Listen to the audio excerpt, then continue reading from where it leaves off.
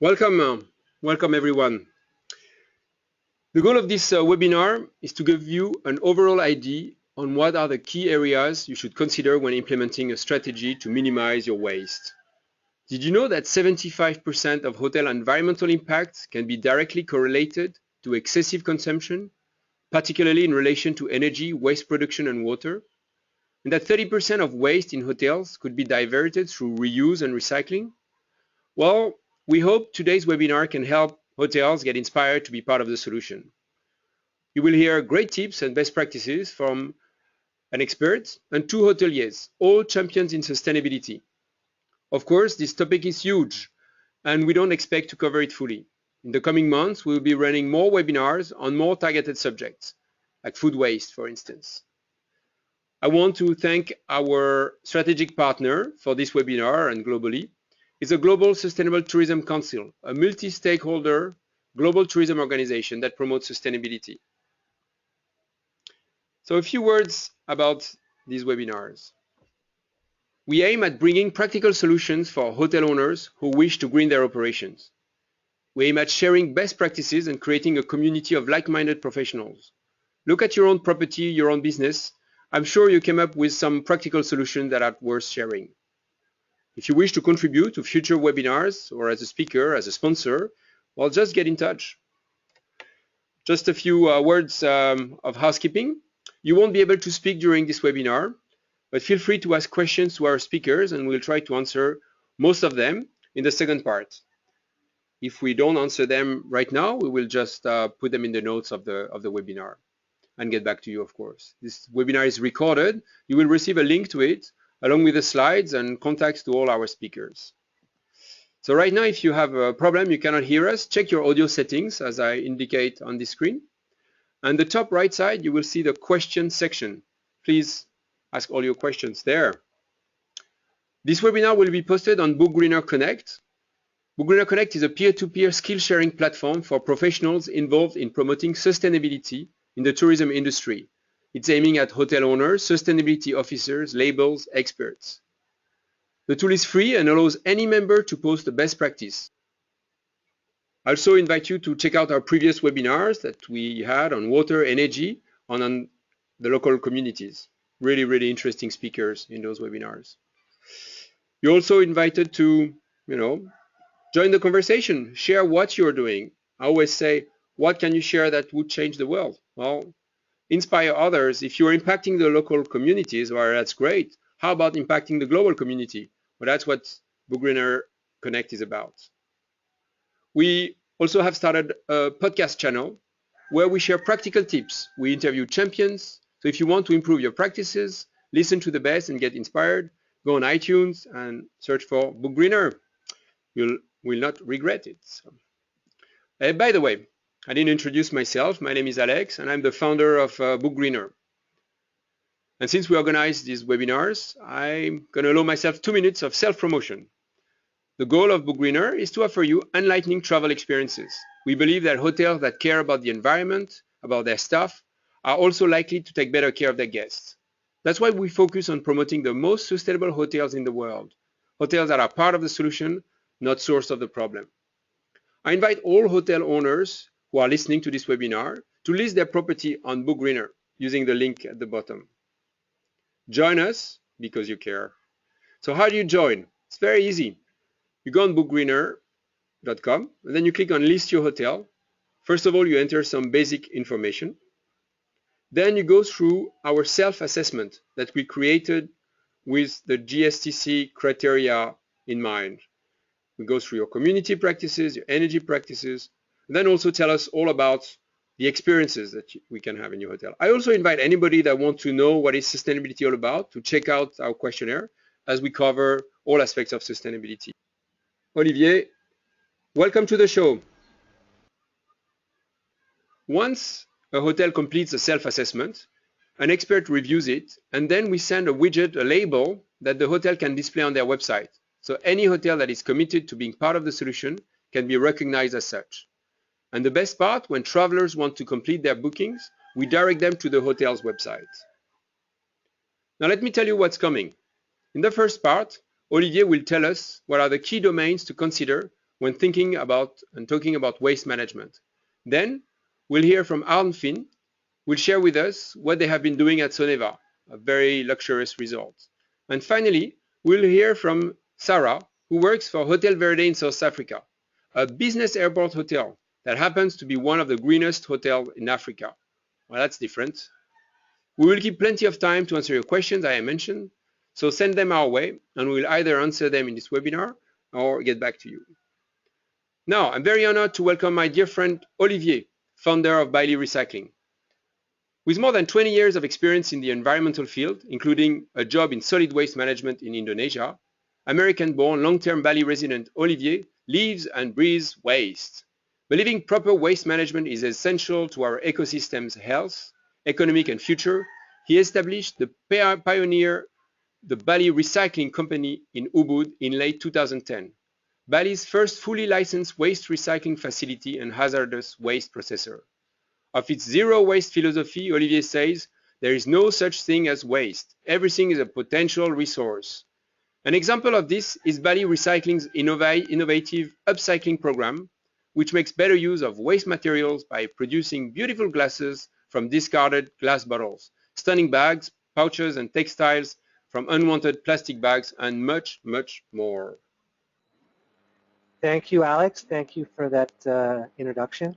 Hello, everyone. I'm here to talk about solid waste pollution in the tourism industry, and an issue, unfortunately, that's become much too common. Next slide. So before I get into the talking about waste, a little bit about who am I. Now, Alex mentioned a bit, but I've been working on environmental issues, specifically waste issues, since the mid-90s in Indonesia, mainly on Bali. And Bali, as you know, is a pretty well-known tourism destination. And during the time I've been here, tourism has grown to be the dominant sector of the economy. It's gone from a dominant agricultural economy to a tourism economy, which is a common thing that happens in tourism development. And unfortunately, I know firsthand from my time here the negative impacts of tourism, specifically as it relates to rubbish. My initial work on rubbish was actually working for NGOs where I helped set up local waste collection and recycling companies. And we set up the first composting systems, integrated waste management systems, recycling systems. We work with different hotel chains and communities and with the government because there was no infrastructure back then. More recently, about 5 years ago, I founded something called the Bali Recycling Company, which Alex mentioned. We are pioneering new ways to process waste to show that actually you can have a waste management company that not only cleans up the environment but actually is profitable. We've created a model where over 80% of the waste that we collect is either reused, recycled, composted, or upcycled. Now, my experience is mainly obviously in a country like Indonesia, an emerging economy. So everything I talk about here is going to be geared more for countries such as Indonesia. Next slide. Now I'm trying to think about how to summarize the main points of better waste management for hoteliers and GMs. I'm borrowing something that might be familiar, I don't know, from the 12 steps of AA methodology. I've tweaked it, next slide, to make it easier for folks to get on the trash wagon. I've switched it from 12 steps to now just 6. So Polluters Anonymous, we can start. We're going down and checking out what we can do. Next slide. Now the first thing, just like in AA, you need to admit the truth. I am a polluter. Yep, tourism is a typical industry, yeah, where the factories are in fact hotels. And let's be frank, in general, most of the industry isn't really green. There's unfortunately, barring a quote, you can go back actually, the slide jumped. Overall, there's a dangerous disconnect between the narrative in tourism and the practice. And and that's really not the fault of tourists, but of the industry. It's an industry problem. Unfortunately, still mostly in the industry, we talk green, but we don't know how to walk green. And that's still really evidently seen in the issue of waste and solid waste, which is still not on the radar of many companies since the problem is often taken away. Next slide.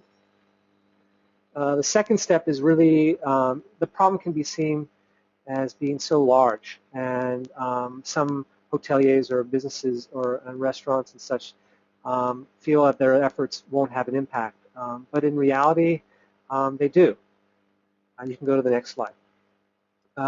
You can understand that the problem of waste took many years to manifest itself, and so the things you start now aren't going to have the same results as normal things you would do in a hotel, where you were getting guests and looking at quarters and yearly reports. The kind of things you're going to be, you need to understand is it's going to take time. And you're going to have to develop solutions for the midterm and long term, not so much the short term. And you're going to fail. You're absolutely going to fail. There are going to be a lot of mistakes, and that's because, unfortunately, there's still a lot of changes in tourism, and as well in the areas where tourism is growing very fast. There are unforeseen things happening, and the hotel can't be expected to take care of everything.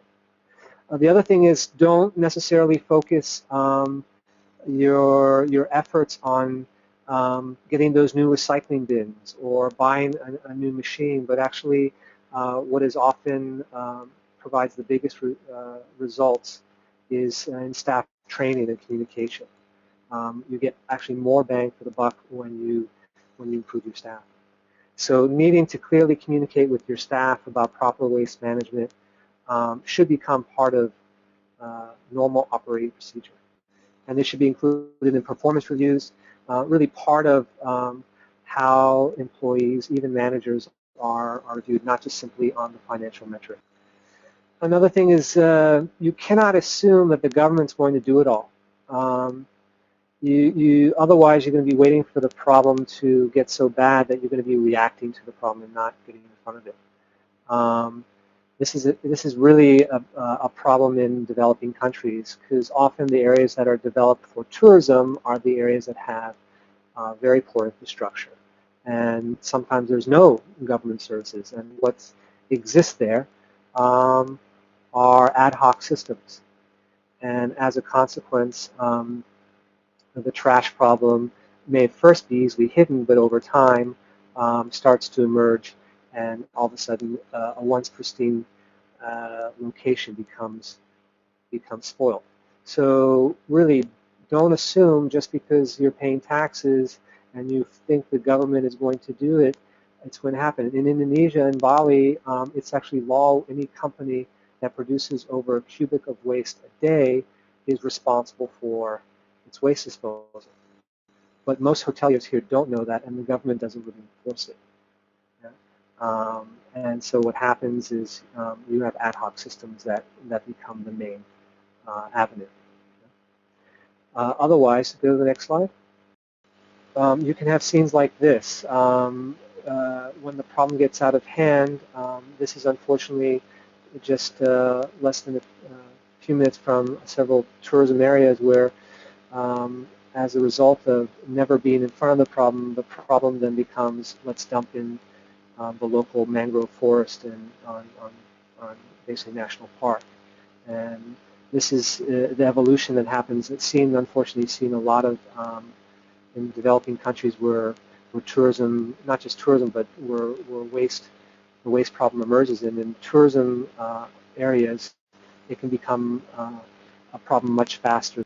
So to stop this kind of thing, next step is the first practical measure you can take is to find out what is actually happening to your waste. Okay, so there's the internal things you have control of and external things, and you need to actually, it sounds crazy and silly, but it works, is to follow your truck, yeah, and to take the time and maybe do it on a regular basis. As often, I mean, we do it with some customers where we're monitoring things. We do it as often as 2 or 3 months. We find out we follow their trucks to make sure that things are done properly.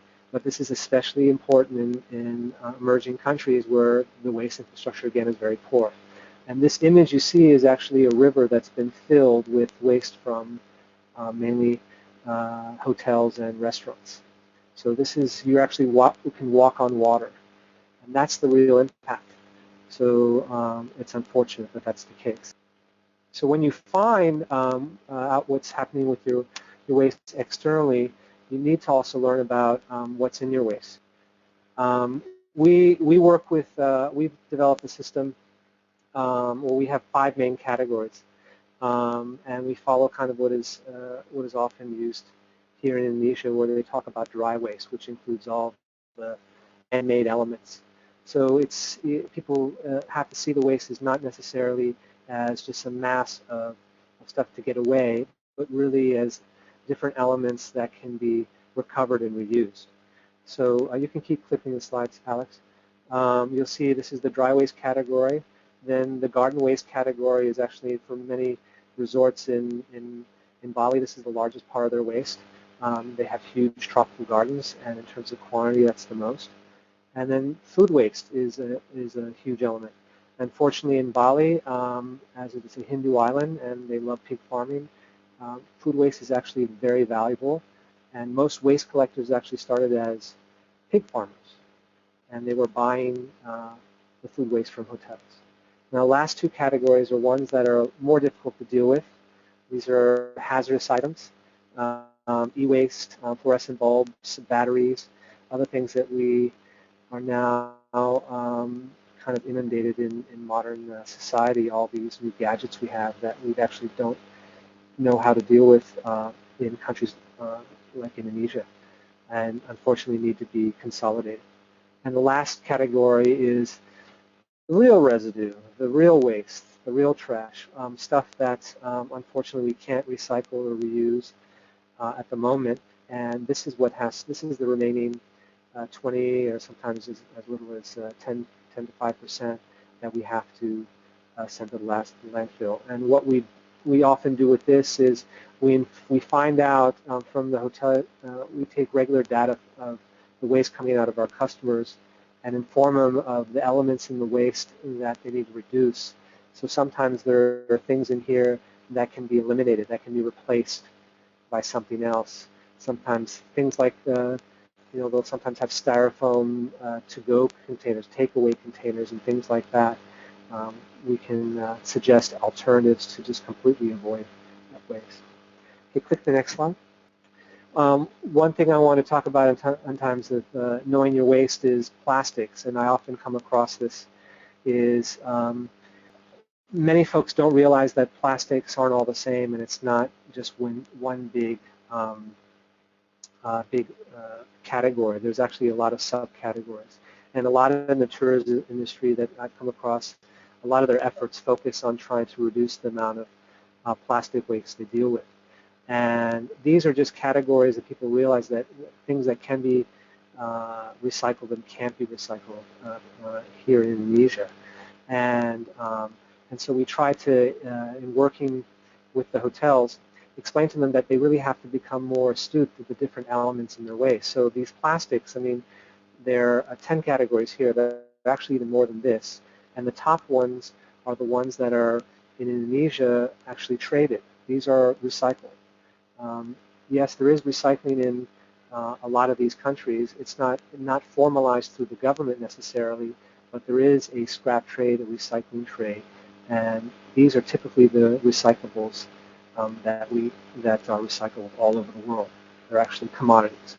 The things at the bottom are the things that you want to try to avoid at all costs because they often can't be recycled. And in many developed worlds, these are actually burned, and they're used for waste energy or they're landfill.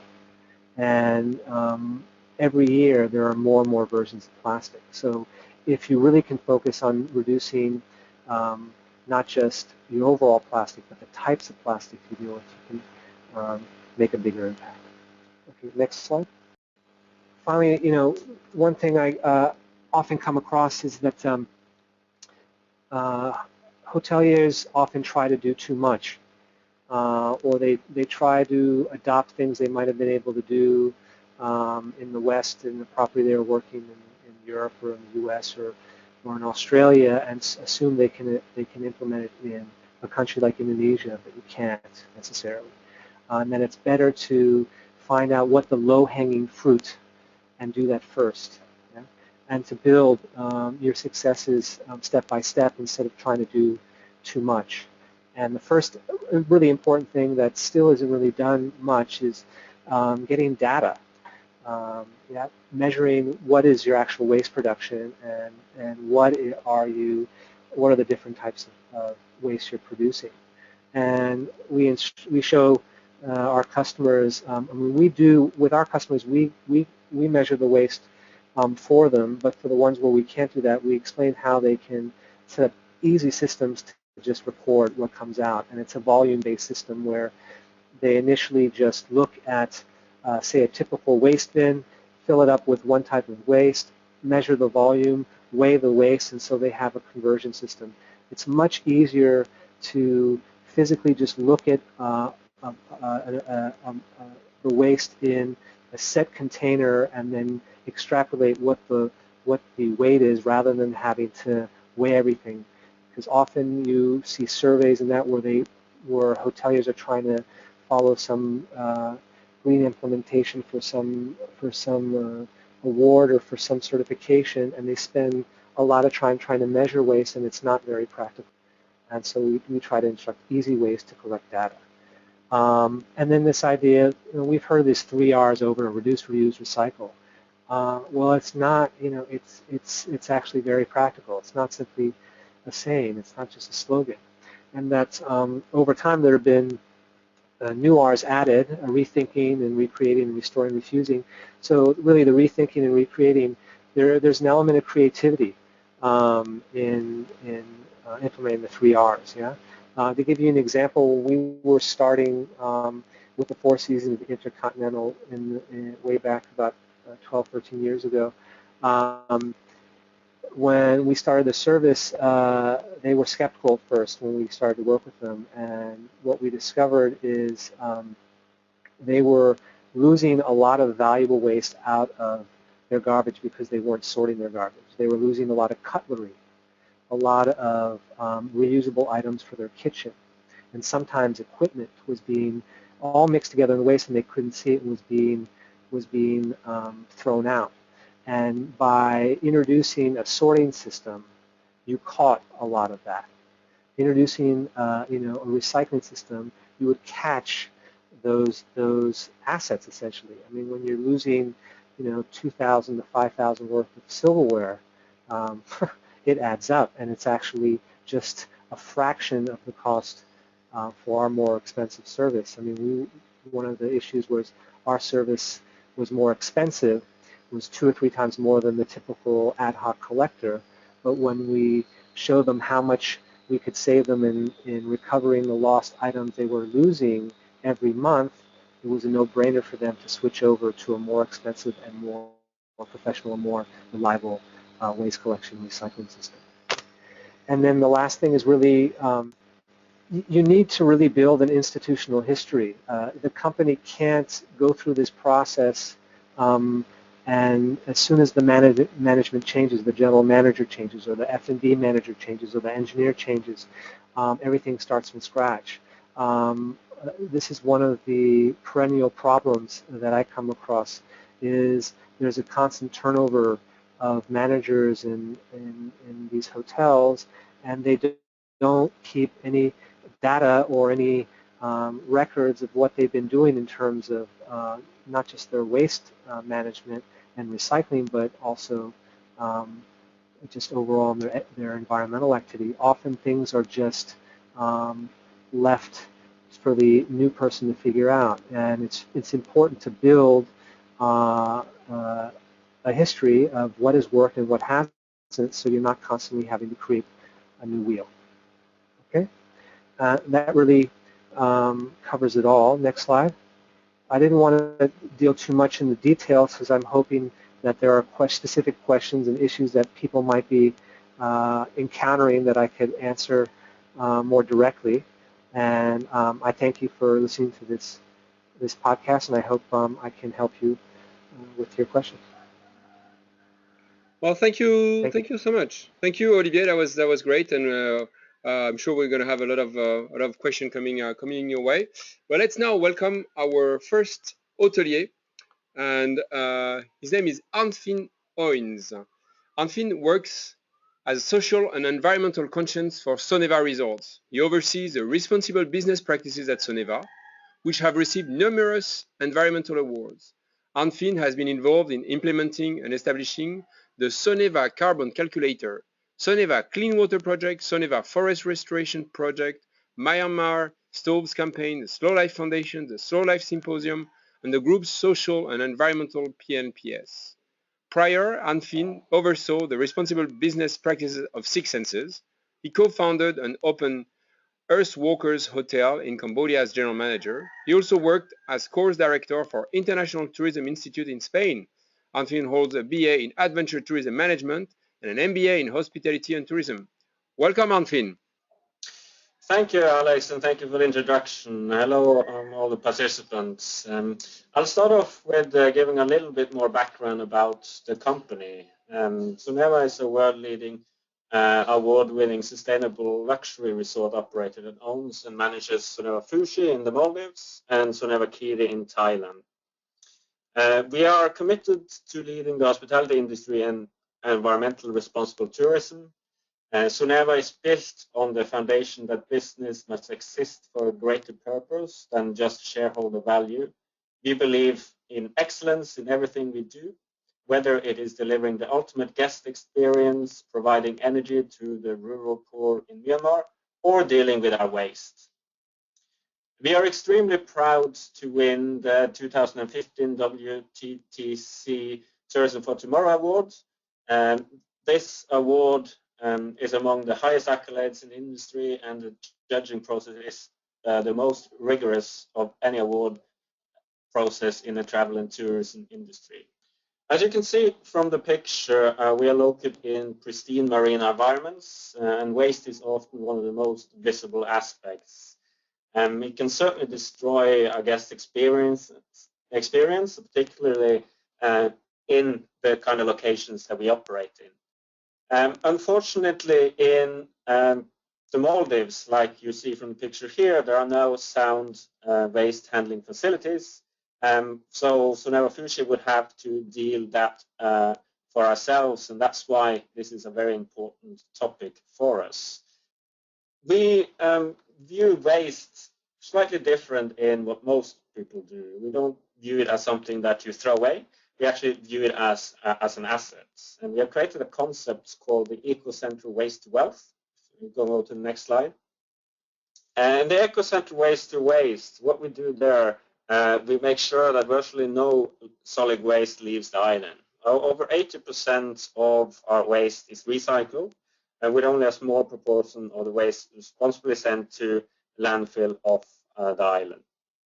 And through this handling and dealing with our waste, we generate a value of around over $100,000 per year. And we are this year testing the eco-central waste to wealth concept as a profit center for Soneva Fuji to recognize the efforts and encourage further improvement. So basically, we don't want to see this as a cost center, but actually a department, if you like, that can create a value for the company. So how do we do this? Well, one of the most important things that we deal with is our food waste. So 100% of our food waste is composted, and the fertile soil produced as a result is reused in our vegetable garden. Food waste is often, and garden waste, and the organic waste is often the most important waste to recycle, as it typically accounts for 50% of total waste. And in our case, with huge gardens and huge areas with vegetation, is actually more than 50%. We do also recycle other waste streams such as metal, cardboard, plastic, glass, etc. And also we turn old woody waste into biochar and charcoal that are used for the barbecues and also put into the soil to enhance the soil. We have even created our own barbecue lighters by reusing leftover candles, mixed it with egg cartons and charcoal. But that's also eliminated our pretty nasty waste that are used for lighting up barbecues. Styrofoam was mentioned by Olivier as a difficult waste to deal with, and we have actually experimented with that waste to recycling it. Or reusing it, if you like. We've used them to insulate the walls and on the new buildings that we are set up. And also we created some like boogie boards for swimming lessons that we've used. And at the moment we have ordered a shredding machine where the aim is to shred it up in small pebbles and then adding it into brick making facilities so that we can get more lightweight bricks that can be used in construction with added insulation facilities and also use of less soil. And all these recycling efforts have saved the company $40,000 a year. And we aim to increase this next year by selling compost externally.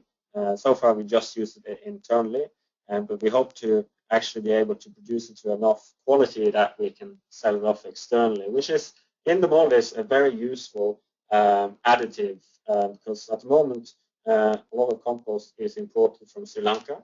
So you can take away some of that imports and actually use that from a locally produced compost.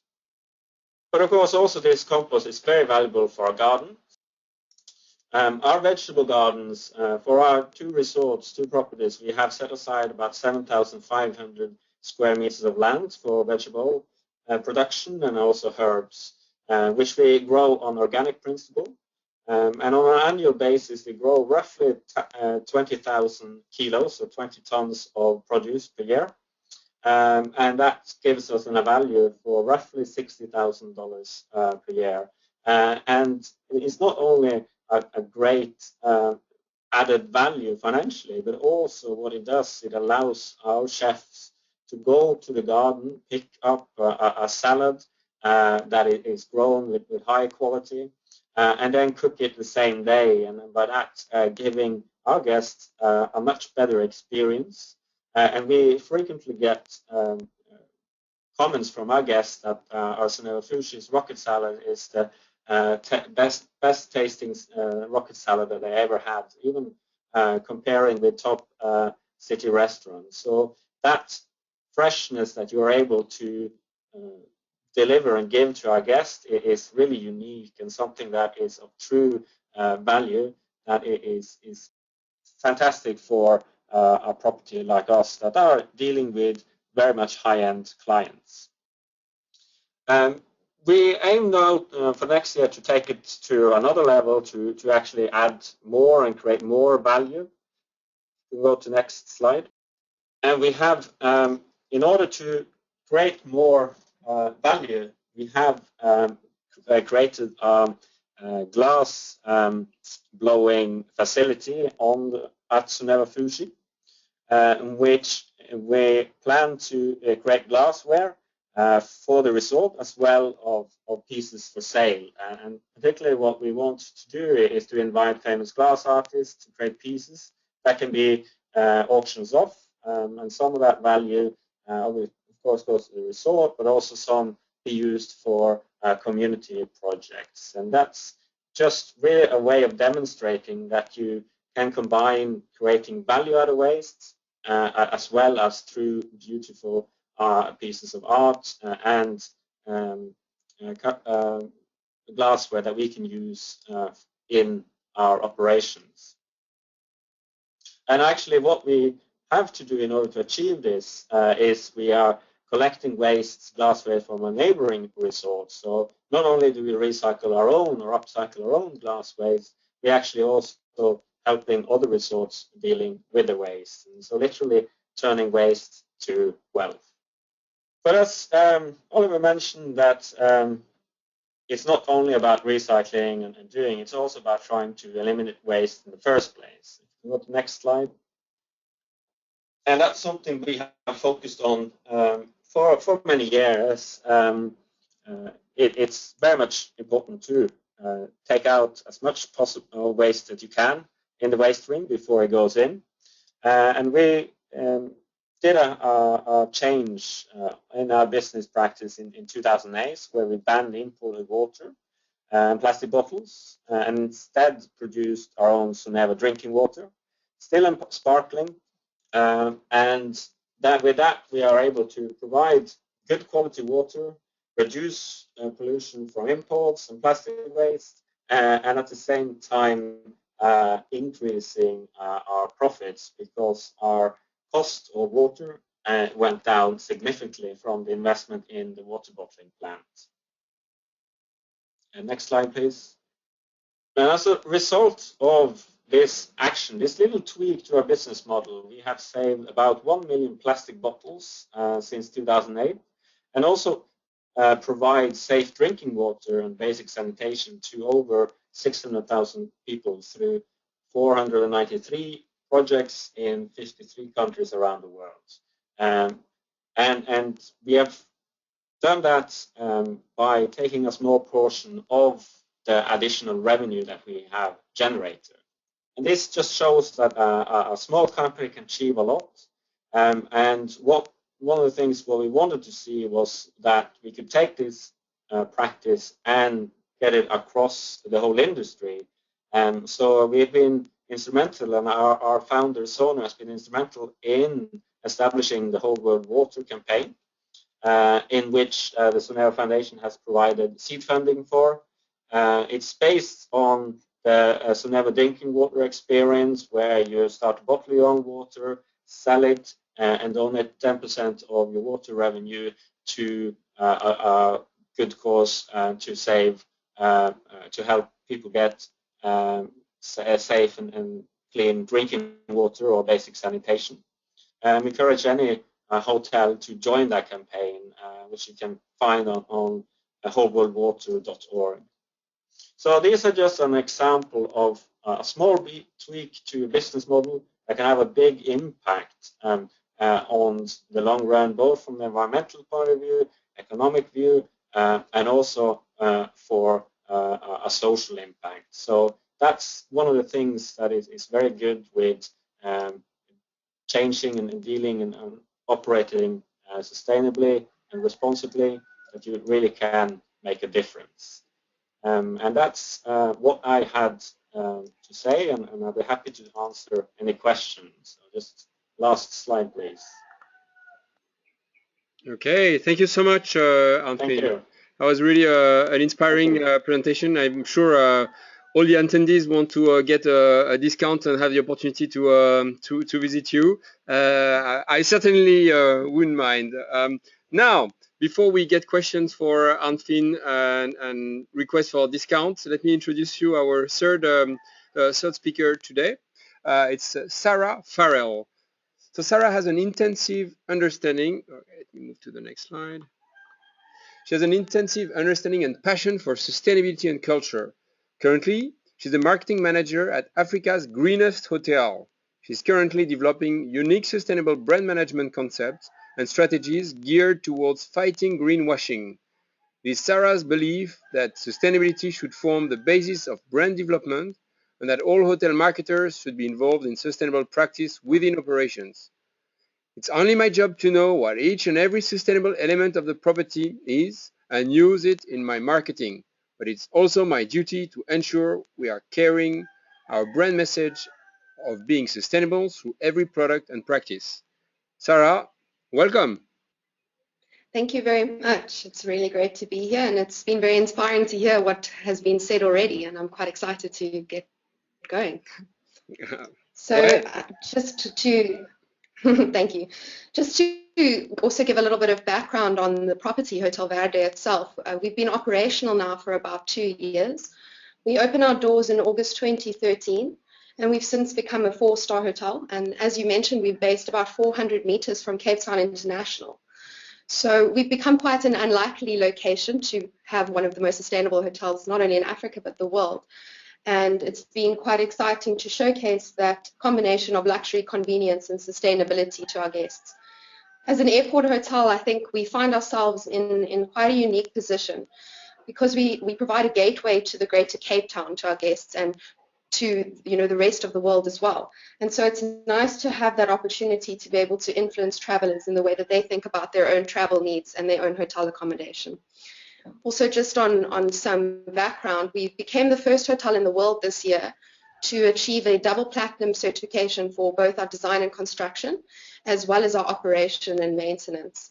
So along the many awards that we've been very lucky enough to win, the reason why I've chosen this image as a cover is because it showcases our staff actually celebrating the fact that we won this double platinum award. And it's because of them that we've really been able to achieve all that we've done. And I think that they really form a very big basis when it comes to being able to achieve our sustainable operating practices. So here you can see them in the back area of the hotel, right by our eco pool. And this forms quite a big basis when it comes to the way that we've looked at our management practices when it comes to waste. So in the back area, we have a regenerated wetland, actually. And it's adjacent to the hotel. And while we were constructing the hotel, it had become a dumping ground, really, for rubble and the strong wind that we actually infamously name in Cape Town the Cape Doctor. It brought in copious amounts of chip packets and other trash into the area. And so before we were even completed the construction, we were really doing a cleanup of the area, restoring the area, removing the rubble, and creating a better ecosystem first and foremostly for the hotel to be in. And I think that was very important to start off with. You can go to the next slide. So here you can see some of the aspects that were considered in general throughout the design and construction as well as the operation of the hotel. And we really tried to achieve very much a holistic interpretation of the way that we went about our sustainability. So during the construction phase, with regards to our waste management, we were able to achieve about a 90% diversion rate from our waste to landfill. And whilst we did have a waste management company that we contracted, the biggest way that we were able to do this was also to minimize our packaging within the construction, to recycle obviously where possible, but we also minimized the use of our non-renewable and non-recyclable products. So we used a lot of fly ash and slag as an alternative to Portland cement. We were reusing a lot of our products for other applications. So a very good example, as mentioned before with upcycling, was how we utilized the crates actually that the regenerative drive elevators came in. And now that can be found on all of our menus in the hotel as well. So you'll find that in the hotel we have utilized a lot of the old construction pieces to make chairs, to make tables, and even to decorate the reception area as well. All the products that we used in our construction were low VOC, so low volatile organic compound, whether it be in the paints, whether it be in the bricks that we used. Something quite significant you can see as well is the use of the Koviax void formers.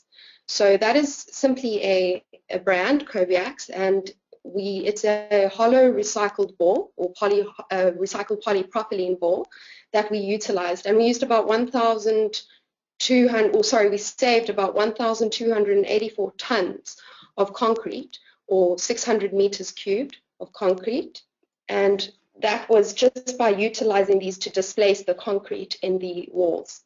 So that was able to reduce the weight of the concrete, but as well as decrease the transportation of concrete. And we used about 46,000 of those in total. And it ended up being quite a lot more cost effective as well, but mostly obviously displacing that concrete because concrete is specifically a volatile organic substance. We also tried during the construction phase to use a lot of eco-friendly, rapidly renewable materials. within the products, such as our carpets. So you'll find that we've used things like recycled tires as underfelt, as opposed to your normal tire or normal carpet underfelt as well. And I think that that's been very important in also a cost-saving perspective as well. So all of that added to the fact that we were obviously then able to achieve that 90% waste diversion rate. From an operational point of view, we have waste management there listed as an operating practice. But there really are so many other factors that really influence our waste management as well. And that really comes down to our staff training, our responsible procurement, obviously, as has been mentioned now, that it really, the recycling is not always the main focus, but the end game, and that you need to rethink the way you do things beforehand. Also, our guest incentives, as well as what we've done similar to Soneva, is that we bottle all of our own water. So all of our still and carbonated water is also bottled on site. And we estimated that that saved about 4,400 kilograms of PET plastic in the last 12 months. So we're very happy with that, as well as the cost saving. All right, you can go to the next slide. So throughout the public areas, we have the 4 split bins in both the front of house as well as back of the house areas for both the guests and the staff. And these are separated really into your cardboard and then paper. It's recyclable, such as cans, glass, plastic, and then food waste, as well as your general waste as well. Once waste reaches the waste area, we actually have a designated waste area in the back of house, and you can see some of our staff members there actually sorting the waste. So in this designated waste area, a big part of our strategy is to engage all of the staff, from line staff all the way to management. And so each and every staff member actually has to take a turn in the waste area at least once every month or so, be it even the general manager, myself, and we have to engage with the rest of the staff who are all engaging with the waste on a regular basis, and really become conscious of the fact that waste doesn't start there, but from when we are in our offices. And whilst we do have the split bins in our offices, we aren't always being that conscious of it. And so it's very important that we also spend time in the waste area as well. And sometimes it becomes a nice team building as well when the entire management team gets involved, gets on the ground and starts sorting guest waste as well. So in the designated waste area, we have the 12 streams of waste bins. And we do have a dedicated waste management company as well that will take the waste from that area. But it's important that we as staff members also try to separate the waste as much as possible before then. We also have a composting area as well. So all of our food waste gets composted, and we utilize vermicomposting, which is the worm farm, as well as the bokashi composting. The worm farm has been tricky for us, and we've had on 2 occasions where the worms actually got a little bit too hot and they ended up dying. And so we ended up realizing things that we needed to change, that they needed to be in a cooler area. And something that I've got to say is very true is that we've noticed and realized that sustainability is so much more a journey than a destination. And we realize that along the road, we will be making these mistakes, but as long as we learn from them and we do better next time. So with regards to the composting as well, with the bokashi, we utilize that mostly. So bokashi just being fermented organic matter in Japanese, if anyone doesn't know. We keep it in an airtight container where we have bokashi bran added in layers, and then this causes the food to ferment without the presence of oxygen, obviously, rather than rot. And this also reduces odors, and then we tap out the liquid and we utilize that in our gardens. So we try to obviously make our own vegetables or grow our own vegetables and herbs as well. So on the right-hand side, you can see there's our vertical aquaponics garden, which has about 475 herbs and lettuces that we use in our kitchen. But then we also have in the restored wetland area a number of vegetables that we're growing, and that is where the majority of our compost is used as well. It's important for us as a company that we train our staff, as I mentioned earlier. And so we have a program called Avanti, which means moving forward in Italian. And on the bottom there, you can see one of the challenges that we did, which we called the Investigate Challenge, in which all the staff members had to get involved. They were given a big box filled with general waste, and they had to sort it into the 12 streams. And then we gave them practical advice on where they had gone wrong and how they could assist us in making sure that by the time the waste gets to the waste area, that it's actually already sorted. And this way we were able to engage the staff in a fun manner, and the winning team was able to win a week's worth of staff meal vouchers, as well as the leader of the team to get a gift voucher as well. So these are just very small things that we've done to incentivize them, but it creates a sense of spirit, of team building, and feeling like they're really collectively moving towards a bigger goal. I've mentioned there we've got a can or a jar in the bar area where we actually collect all of our corks and all of our bottle lids and some other usable items which we use for upcycling as well. So our staff also have a running competition or an upcycling competition where we have them creating a lot of fun items out of recycled waste, and that's really just a fun way for our staff to also get involved in the initiative. You can go to the next slide.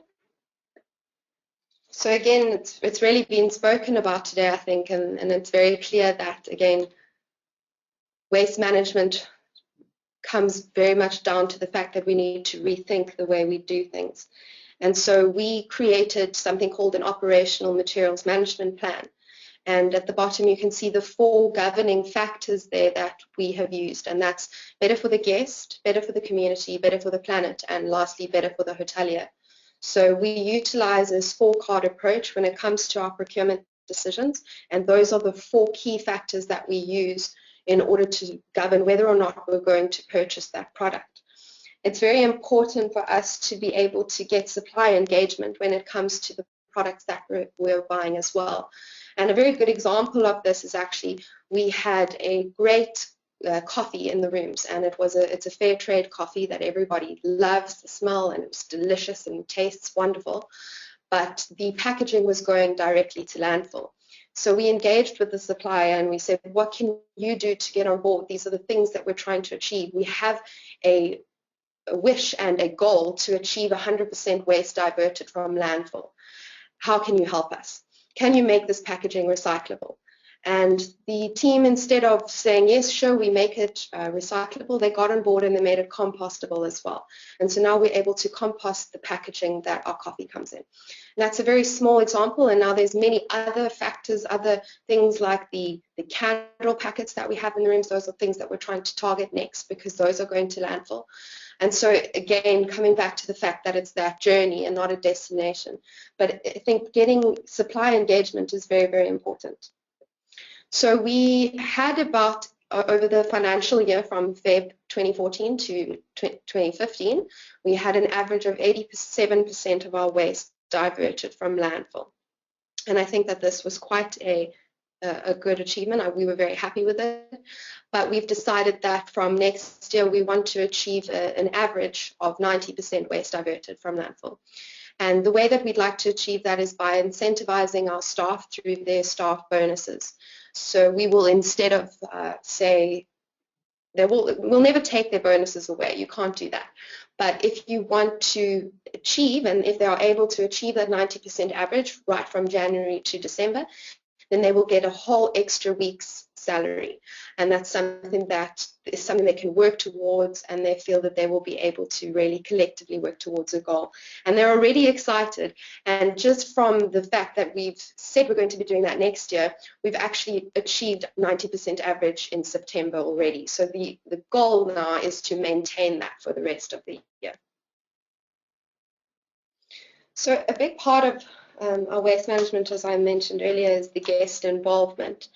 And this is a tough part because we can't always control what the guest brings in.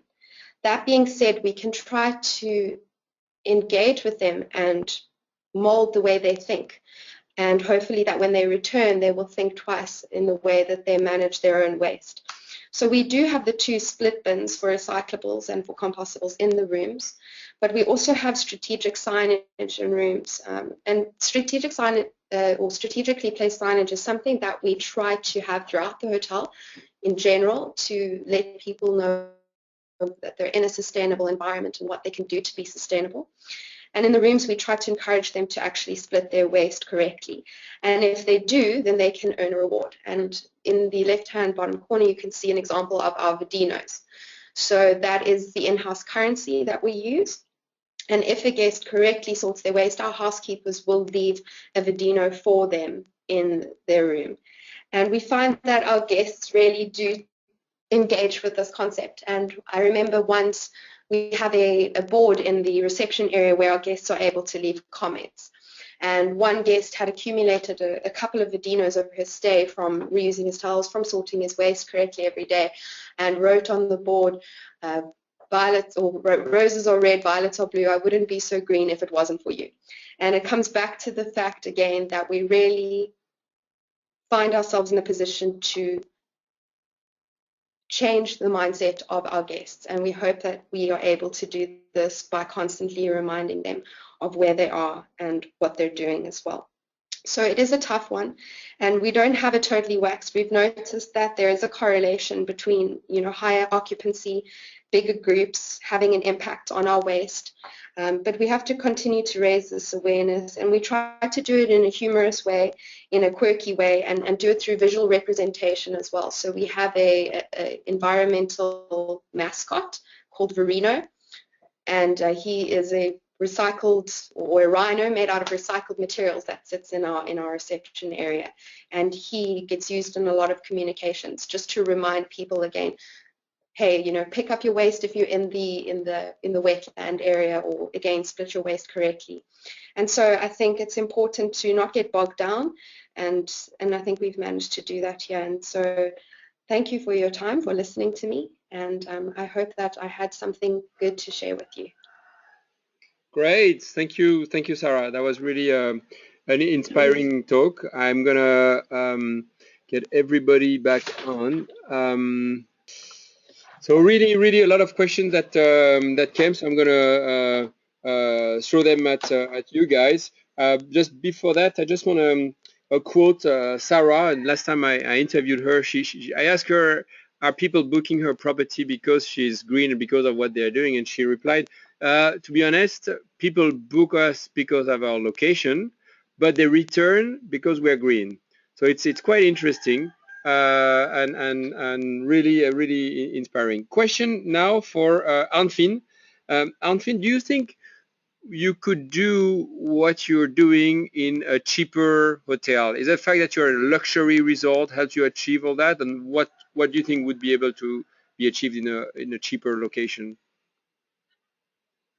Yeah, proper waste management is not dependent on whether you are a high-end or a budget hotel. It can be done also in budget hotel, mid-range hotels. Any hotel can do it. It's a matter of just organizing the way you are dealing with waste, where you look at waste. So it does not depend on the rating of your hotel. Okay. A question for Olivier. Over the last year, about 60%, the prices of recycled materials has dropped about 60%. Did you see an impact on your business? Do you see people recycle less because it has less value? Yes, absolutely. I mean, with our customers, we have a system where we actually encourage them to recycle, to sort their waste by buying the recyclables from the hotels and restaurants. So as the price dropped, it became an issue because often the hoteliers would give that offset. Say their bill was $200 a month, and we would offset it by 50 or sometimes even more, and that money they would pass on to their employees as a bonus. But when the value started to go down, there was less incentive. And this is something that not only affected us, but it was worldwide. I mean, people need to understand that a lot of the waste issues, the plastic in the ocean and all this, is connected to really the value of commodities. Plastic is everywhere because it's so cheap, and now it's really cheap. And when it's cheap, it's harder to recycle. I stay with you, Olivier. We have a question from Liza, and I think she's a consultant because she's been trying to implement waste system with small properties, smaller businesses, and has been struggling to implement the system. Do you have tips? You started to mention it, but can you elaborate a bit more? What type of equipment you use, and go in a bit of detail on how you measure waste. Pardon. Okay, okay, tips on smaller properties. I mean, in many ways it's easier because you have less waste. But in terms of measuring waste and things like that, I mean, well, I mentioned before this idea of using standard volume. So maybe you have a 25-liter bucket, which is often a bucket that you might have in engineering that's used for plaster or paint. And that's a set volume. And when you're measuring stuff out of the waste, in your waste room, you hopefully have basically sorted some of your waste, but if not, you can literally use that bucket as your conversion tool. So you fill that up with, you know, a type of plastic or paper or cans, and you then weigh whatever is in there. So later on, when you're wanting to measure the waste, you don't have to systematically weigh everything, and you don't necessarily need to use that bucket, but your staff or whoever's in charge becomes familiar with the volumes, like the typical bag, what that volume is. I mean, my staff are very good at looking at a pile of waste and say, oh, that's 0.1 cubics of paper, and then we easily can estimate how much weight in paper that is from our conversion chart. And that's simply just a very practical, low-cost, low-tech way to do it. And if you're worried about accuracy, you can have 2 or 3 people taking the data, and then you basically take the average. And it's amazing how accurate it is. Great, thank you, Olivier. I would like to just take 1 minute to acknowledge you guys. What you're doing is really incredible, and I love that from really impacting your communities. You came here today, and really we hope to be part of impacting the global community. So I really invite all the attendees to share their expertise, share their knowledge, so that we can spread best practices and have even bigger impact. So congratulations to everyone. Thank you so much for being here today. Just want to let you know what's happening next. Our next webinar will be a little bit for Arnfinn. Maybe we'll invite you again. Could sustainability be the future of luxury? A hot topic in luxury reading these days. So go to the Book Greener page and our event page on Facebook, and you can start registering there, and we will send you the link. So thank you so much, everyone, for being with us today, and I look forward to getting you listed on Book Greener so we could share best practices even further. Have a great day.